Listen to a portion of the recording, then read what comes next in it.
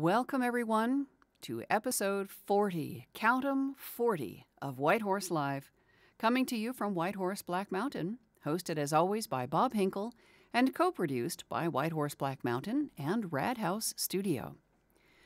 This afternoon, we welcome back pianist Dr. Daniel Weiser and cellist Franklin Keel for the final installment in this special three-part mini-series showcasing the cello and piano works of Beethoven in celebration of the 250th anniversary of his birth. We're very glad to be open again to the public, even though seating at White Horse is very limited due to ongoing COVID safety recommendations. So we'll continue to offer these programs as live online streams.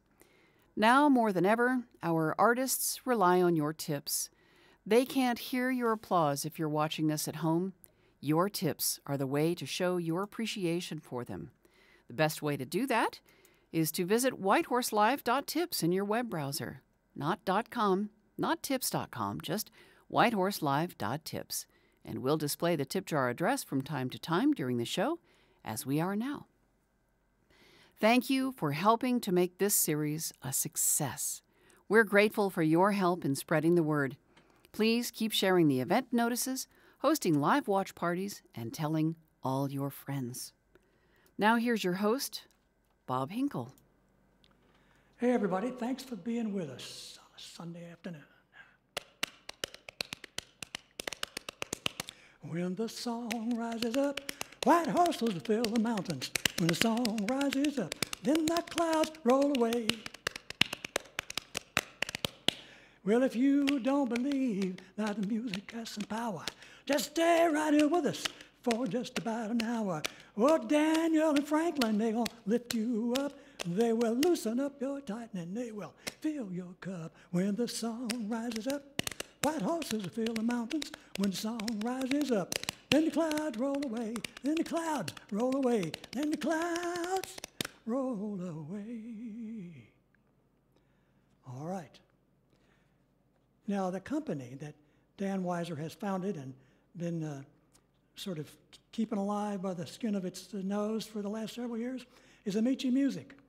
As I say, Dr. Daniel Weiser is the founder and the artistic director, and he's been bringing chamber music to White Horse Black Mountain for 11 years now.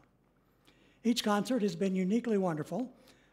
One of Dr. Weiser's thoughts with Amici has been to bring the music to places where it's not usually played. That certainly includes a former Chevy dealership like us. I never forget the first concert that we had. It featured two operatic sopranos. In an effort to define ourselves, the concert was called Divas and Drafts.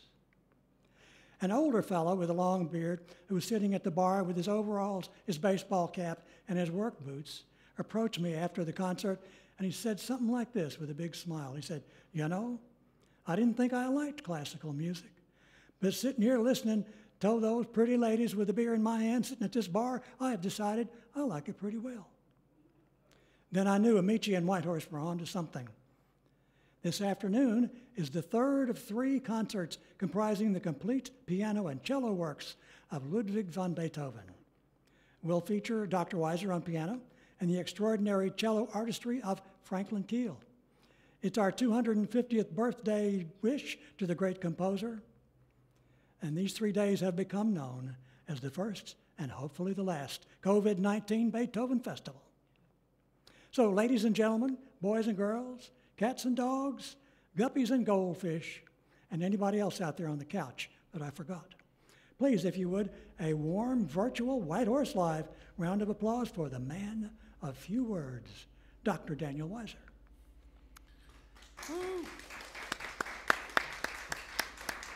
Thank you. Thank you to Bob for keeping White Horse alive. This is one of our first homes after I started AmiciMusic, and I knew this was a place that we had to come after COVID ends. I hope you can all make it down to Black Mountain and visit White Horse. It's a special place, just an incredible place with great vibes in it. All kinds of music is played here, and Bob was willing to put up a little try with this classical music, and we've been doing it for 11 years now, even during COVID. So we thank Bob, and we also also thank Rebecca from the Rod House Studios that's sort of formed a partnership here now so we can do these great live streams. And her crew, all women crew, by the way, who do the videography and the sound. Fantastic work. Really, somebody who saw the show last night wrote in and said he'd never seen some of the great video work that goes on here. So it's pretty radical, revolutionary stuff going here in Little Black Mountain. And speaking of radical and revolutionary, we're playing some Beethoven. And he was an incredible revolutionary. It's almost hard to think back of what he did to music, but he altered almost everything about how we hear music, how it's composed. He was a product of the French Revolution. We have to remember that comes out of 1789. The whole social system sort of breaks apart there. And Beethoven, as a 19-year-old boy, was there and just saw the potentials of what could happen now that they didn't have to have patrons and the aristocrats. He wanted to reach the people himself. And there's a wonderful quote by Igor Stravinsky, the great Russian composer, who described this. He said the following: Beethoven is the friend and contemporary of the French Revolution, and he remained faithful to it even when, during the Jacobin dictatorship, humanitarians with weak nerves of the Schiller type turned away from it, preferring to destroy tyrants on the theatrical stage with the help of cardboard swords. Beethoven, that plebeian genius who proudly turned his back on emperors, princes, and magnates, that is the Beethoven we love for his unassailable optimism, his virile sadness, for the inspired pathos of his struggle, and for his iron will, which enabled him to seize destiny by the throat. And in this concert, the last of these, we're going to hear his last two sonatas, which were written in 1815. So far, we've heard those early sonatas from the early phase, then his more heroic phase. But Beethoven begins to really explore what music really is in these last sonatas. And he doesn't really care if there's a tune. This is not stuff that you're going to be singing in the shower. This is really just him taking a little kernel, a little motive, and exploring all the different ways that that motive can take a journey. And sometimes it makes sense, and sometimes it doesn't. And he could care less whether it did to you. There's so many great quotes, and what he does also is expand what is capable, what is potential for the performers. So much of what he writes, we look at him and we're like, that's impossible to play. But as he was famous for once saying to a violinist who complained about one of his pieces and it was too hard, he said, "I know that God is nearer to me than to all others. Do you believe that I ever think of a wretched fiddle when he is speaking to me?"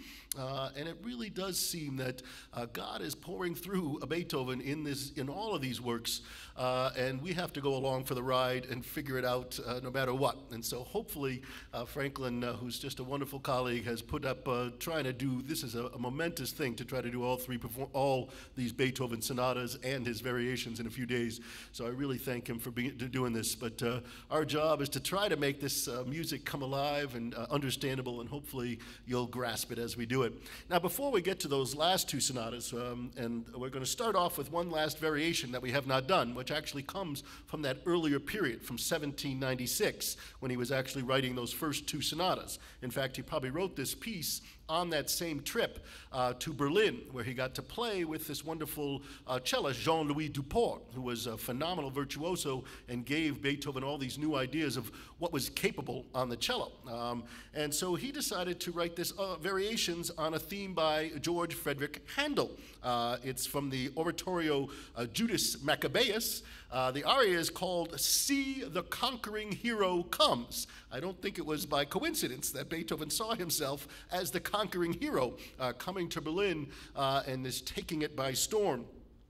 You will probably recognize this tune if you've been to church at Easter time. It's better known as the hymn, "Thine Be the Glory." But this was a very popular tune, and Beethoven loved Handel.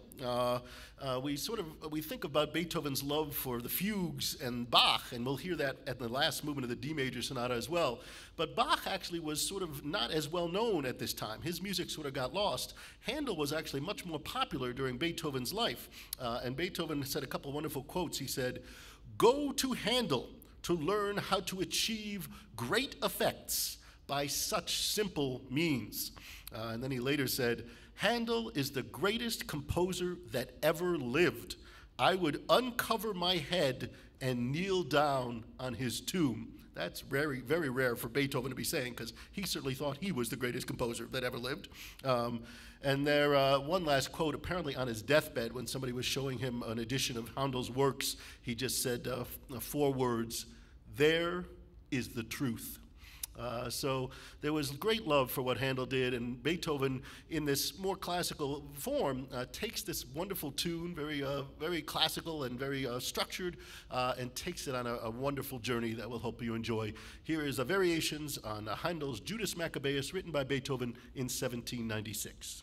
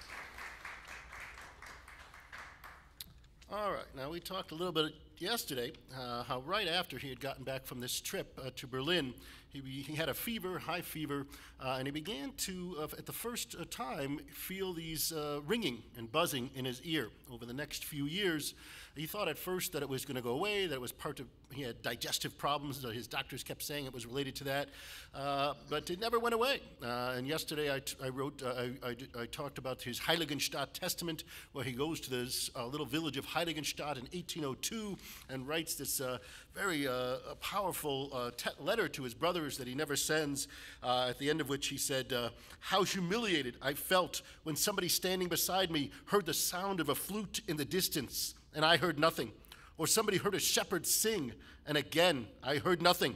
Such experiences put me to the point of putting an end to my life. The only thing that held me back was my art. It seemed to me impossible to leave this world before I had produced all the works that I felt the urge to compose." So he pulls himself back from the brink there. And over the next several years, basically 10 years, from 1803 to 1813, he enters that second phase of his life, the heroic phase as it's called, where he writes most of the great masterpieces, the Fifth Symphony, the Sixth Symphony, Appassionata, Waldstein Sonata, just so many of the great works of Western civilization come out of those 10 years when Beethoven decides he's not going to hide anymore. He's going to seize destiny by the throat and just alter what music is all about. He made us listen to him with the power of his music. Not always despairing, although there was a lot of tragic music in that.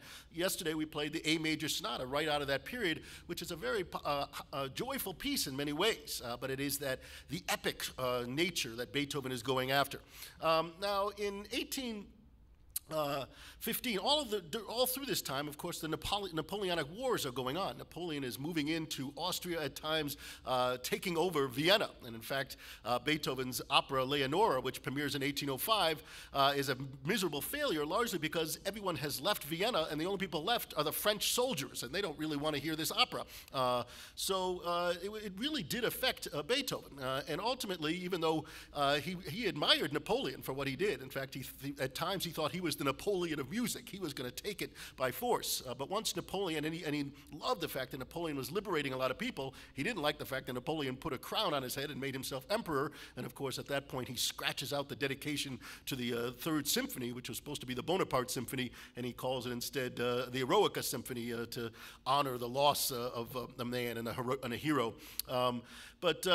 All through this time, yesterday we talked about Beethoven's search for a good wife. We played the variations of the Mozart from Papageno as he sings about having a wife, and Pamino sings about the glories of married life.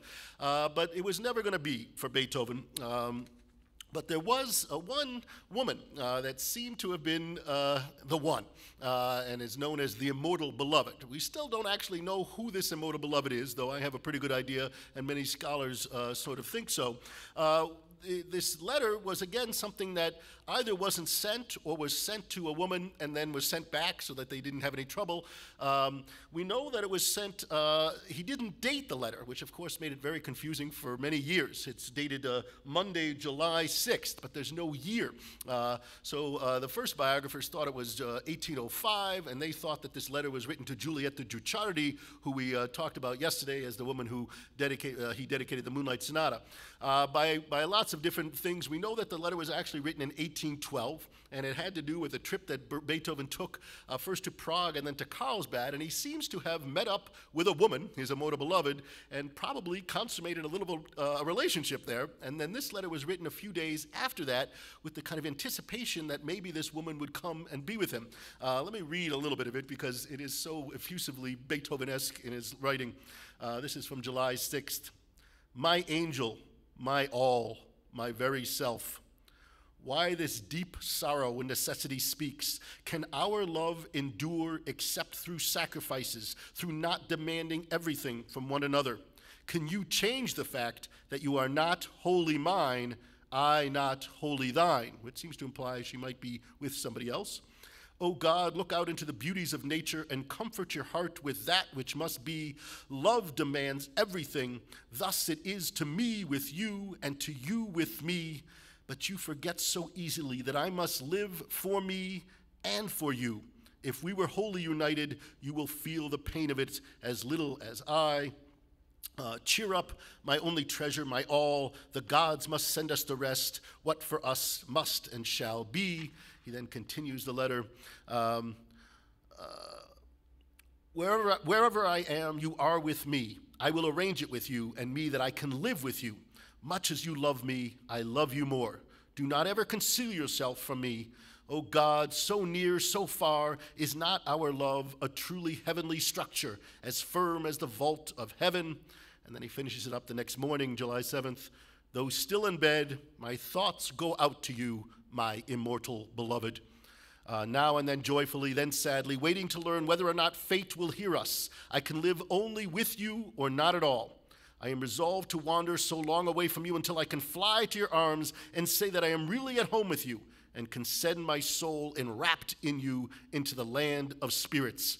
Your love makes me at once the happiest and the unhappiest of men.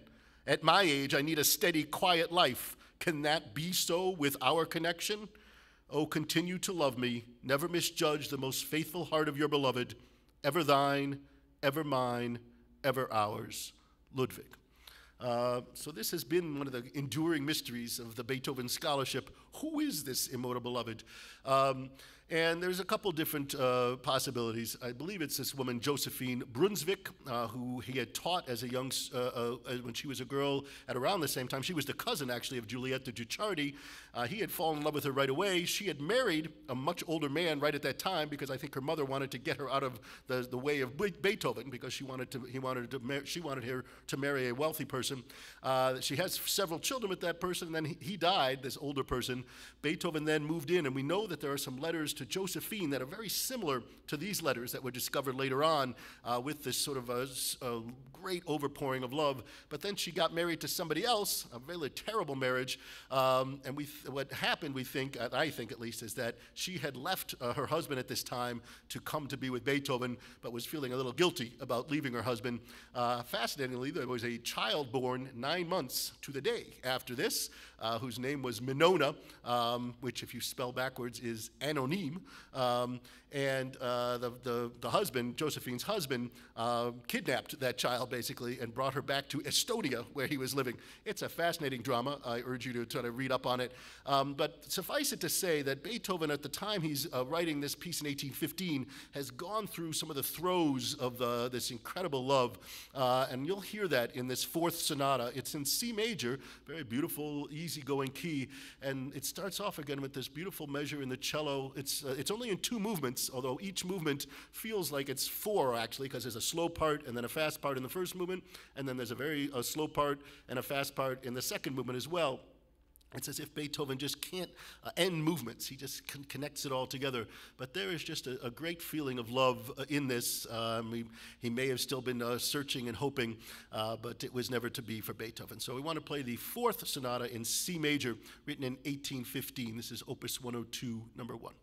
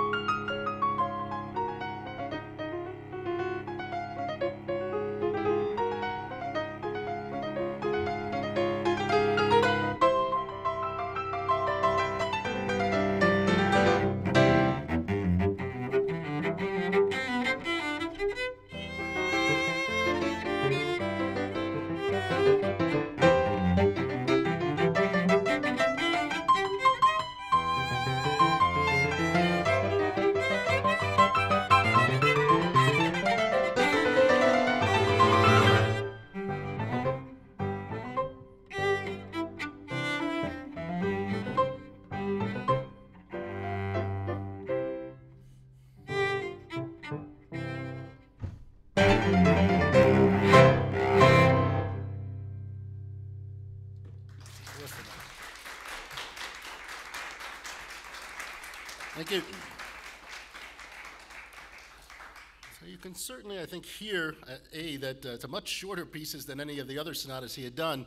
He's just condensing everything, doesn't want to waste any notes, but just some very interesting moments of silence again, and you're not really sure where it's going. Beethoven is always trying to defy expectations and not write a full-out melody like that. And he goes even further in this next one that we're going to do. Just a couple more quotes, because as many of you know, I collect quotes about Beethoven. He has many great ones. He once said, "Music is a mediator between the spiritual and the sensual life. It is a higher revelation than all wisdom and philosophy. It is the one entrance into the higher world of knowledge, which comprehends mankind, but which mankind cannot comprehend."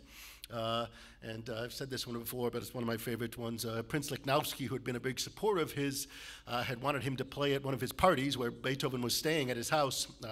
Beethoven didn't want to do that because there were actually some French military people there, didn't show up. Lichnowsky sent him a letter saying, "You missed the party," to which Beethoven replied in one of his great quotes. He said, "Dear Prince Lichnowsky, what you are by accident of birth.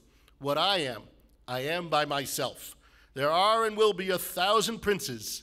There is only one Beethoven." And so true. As Robert Schumann actually said, "Nature would burst should she attempt to produce nothing except Beethoven's." There is really just not enough room for it. And Friedrich Nietzsche, the great German philosopher, had a wonderful quote that really relates to this next piece we're going to do. He said, "Beethoven's music is music about music." And in so many ways, what we're going to hear next is going to take you on a pretty big exploration of life, I hope. And again, it's written around the same time in 1815. There was something else that happened during this year. Beethoven's brother, Karl, died at the end of the year. And Karl was married to this woman, Johanna, who Beethoven never liked. She had a reputation as kind of a big flirt. They had their child out of wedlock, their son Karl, and she had been accused of thievery as well. So Beethoven always sort of had these antipathies towards her, and Karl knew it. And as he's laying on his deathbed, he was trying to figure out how to give the guardianship of his child. Originally, he had actually said, written in his will, "Along with my wife, I appoint my brother Ludwig von Beethoven as co-guardian." But Beethoven, when he heard that, made him write the following instead: "I appoint my brother Ludwig van Beethoven as guardian." But then just a day before he died, he adds another codicil to his will, saying the following: "Having learned that my brother, Ludwig van Beethoven, desires after my death to take wholly to himself my son Karl, and wholly to withdraw him from the supervision and training of his mother, and inasmuch as the best of harmony does not exist between my brother and my wife, I have found it necessary to add to my will that I by no means desire that my son be taken away from his mother, but that he shall always, and so long as his future career permits, remain with his mother, to which end the guardianship of him is to be exercised by her as well as my brother." Unfortunately, at the time, men had a lot more power, and still, than women, and Beethoven, as a big name, was able to sort of work through the court system over the next 5 years. It kept going back and forth, but ultimately, Beethoven would get sole custody of his nephew, Karl.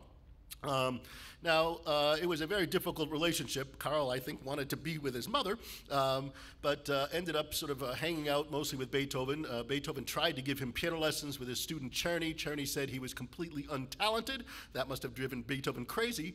And they didn't really seem to have a great relationship, and ultimately, just a year before Beethoven dies, Karl actually tries to kill himself. He shoots himself in the head, but he misses, thankfully. And it seems clear that over those 5 years from 1815 to 1820, Beethoven did not write a lot of music. He was just embroiled in this horrible thing with his nephew and treated his sister-in-law just terribly. But he is able to write this fifth sonata right around this time. And it really does give a taste to his future works that he would write. Some of the more difficult works, the Grosse Fugue, this really denseness of concentration of musical thought. It's a rather thorny piece, as I say, kind of intellectual, unyielding in its pursuit of musical ideas at the expense of musical sentiment. We hear this first movement. That's a very short first movement. It sounds a bit like a drill sergeant beginning, yata-ta-ta-tum, a big fanfare out there. And it really does feel like a bit of that military. Again, this is right when Napoleon is being defeated, and he could have had that sense in his head. There's a beautiful slow movement. It's really the only one that's fully a slow movement in all the Beethoven sonatas. One of the most beautiful movements he wrote. It starts off almost like a hymn, like a chorale, but then it gets rather dark and dirge-like, almost funereal, as maybe Beethoven is thinking it's coming to an end. Again, he probably could hear very little of this piece, if any at all. By this time, he had gone almost completely deaf. And there are some who attribute the fact that this is so thorny and some of the musical lines don't seem to line up well with the fact that maybe he couldn't even hear it. But I do think he was on to something a little deeper, especially as we enter that third movement, which has a wonderful opening, comes right out of the second movement. Franklin starts just playing a little scale. He's sort of searching for himself. Then I play the scale. And then that scale becomes the subject of this incredible fugue, really a double fugue that would happen, where, of course, Beethoven goes back to his Bach love and just takes us on a journey that I'm not sure I understand, but it's a fascinating journey to take, and it just sort of keeps going and going until finally at the end he's like, I'm done. He puts the two instruments in unison and ends with a big crashing ending. So it's a fantastic work. I hope you feel the spirit of Beethoven alive in this. One last quote, my favorite quote about Beethoven. This is Thomas Pynchon in the book Gravity's Rainbow. He said, "You know, a person feels good listening to Rossini, but all you feel like after listening to Beethoven is going out and invading Poland." You might feel like invading Poland after this piece, because there is something about it, this strident nature to it. Here is the final sonata that Beethoven wrote. Again, whitehorselive.tips. Please give if you can. It goes to the musicians. It goes also to the White Horse, to the Rat House Studios for everything they do. We certainly hope to be back here. It's going to be a little bit dependent on how the COVID goes here over the next several months. But I do want you, if you're interested in more AmiciMusic programs, go to AmiciMusic.org, AMICI Music Among Friends. I'm actually going to be doing, from Baltimore where I live, all of the Beethoven violin sonatas coming up in December. So we're not done with Beethoven. I think he really deserves a full year of this, but he was robbed by the pandemic. So we're going to keep him going through the end. Just one of our greatest composers, filled with so many great thoughts. Here is the D major sonata, Opus 102, number 2.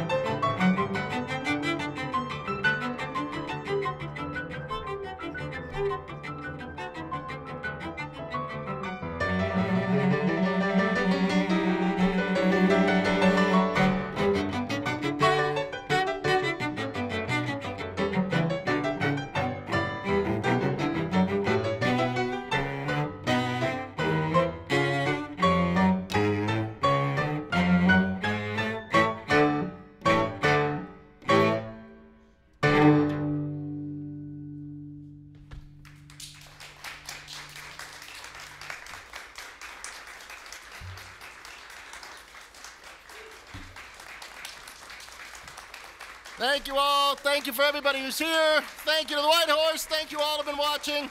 Thanks to Beethoven above all. Thank you all. Thank you, Daniel. Now, this was wonderful. This was like something very special.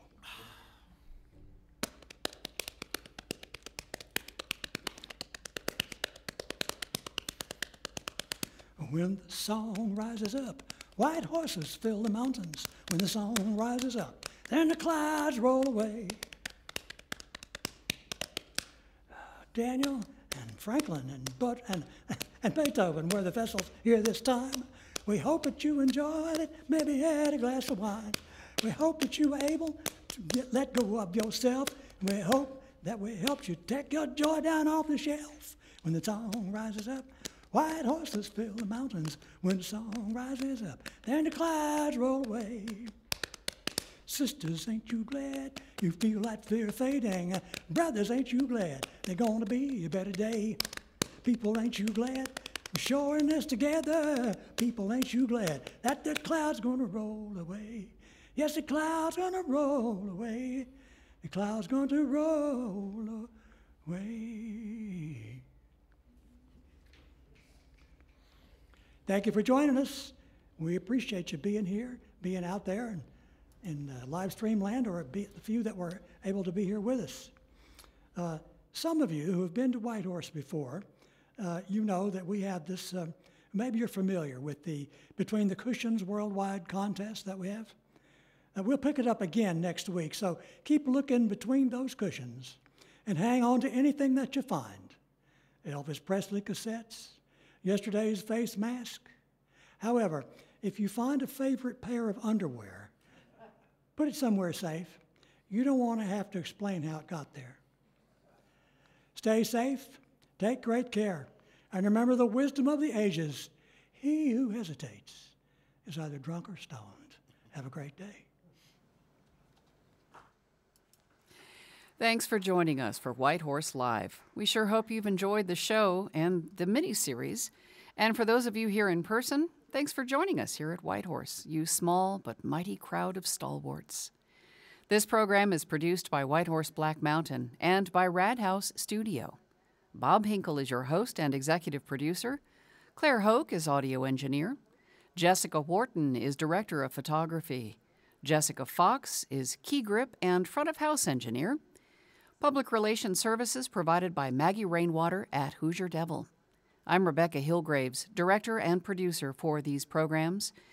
Thanks as always to Nathan Kirkley, who keeps things running smoothly behind the White Horse Bar, and to Craig Rumney, the Craigerator, who welcomes folks at the box office and keeps smiling no matter what. Join us Thursday night at 8 o'clock Eastern for jazz saxophone phenomenon Zoe Hamrick. You might call her our sax symbol, right here on White Horse Live.